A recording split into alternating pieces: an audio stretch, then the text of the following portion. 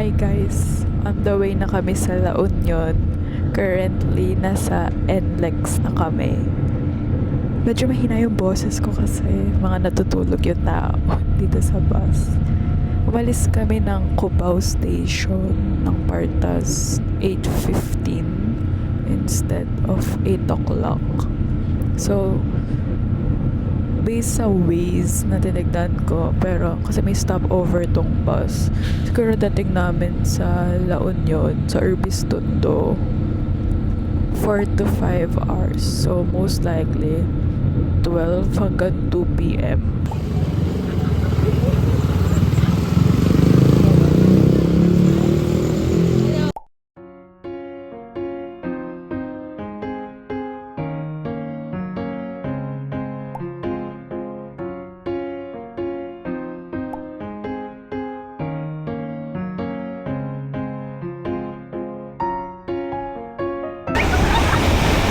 Sige, mamaya lalakad na tayo.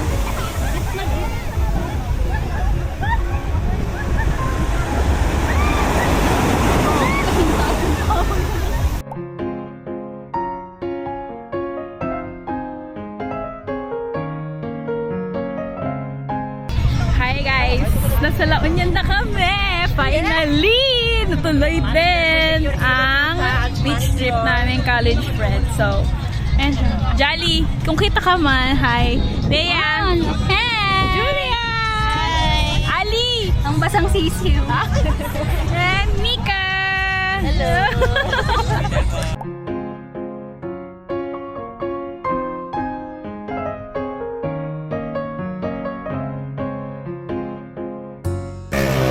Tapos, sama na lang kung sino sa 7-Eleven. Mahal ba yun? Hindi ko din alam. LU inasal daw sa dinner.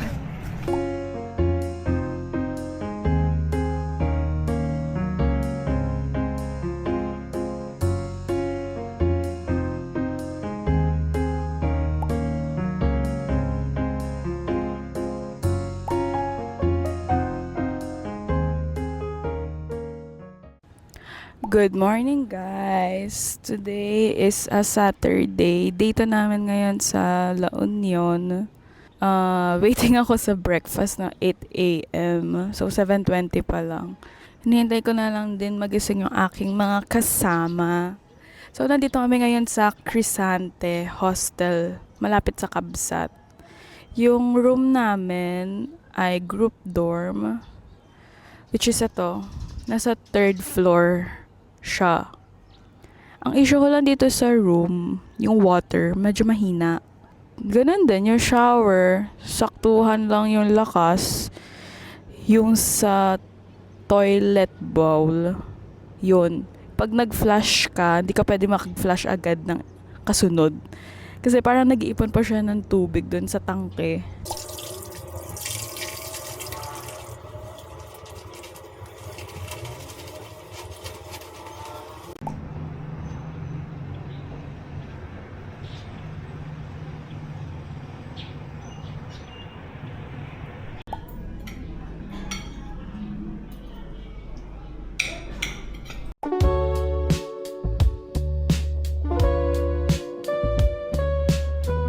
Ang init! Ang init po!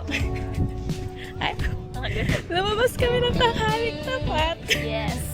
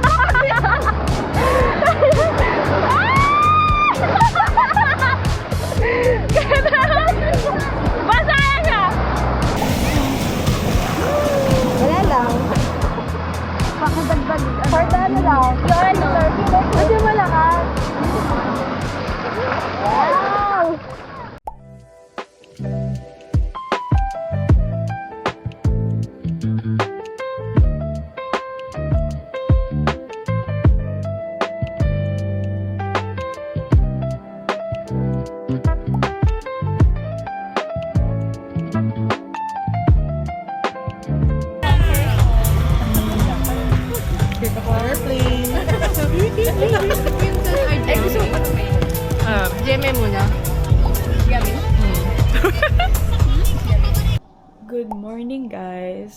Today is our last day, day 3, March 1.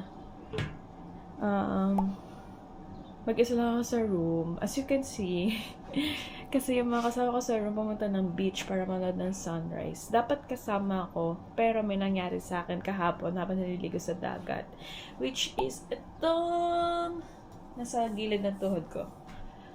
Para siyang pumutok. Ewan ko tama ba yung term. Pero masakit siya yung muscle. Kasi nung nandun kami sa dagat, di ba malakas yung waves ng hapon na kasi, so parang pag nung wave, na mali ata yung bagsak ko or wala akong naapakan. Nasa medyo mababa na part naman kami. Tapos parang nag-twist siya. So, ayun, pinagpahinga ko na lang yung legs ko ngayon. Baka kasi mamaya sumakit pa siya ng sobra and wala pa ako sa Manila para mapacheck up siya. Kaya ang gagawin ko na lang ay mag-aayos ng gamit ko. Total, mag-check out na rin kami mamayang 12. So, galing sa update ng friend ko, hindi daw nila nakita yung sunrise kasi cloudy. Parang uulan eh. Ito yung view, oh. Dapat mga gantong oras medyo nakatama na yung araw katulad kahapon, pero parang hindi pa siya sumisikat eh. Dahil nahaharangan siya ng clouds.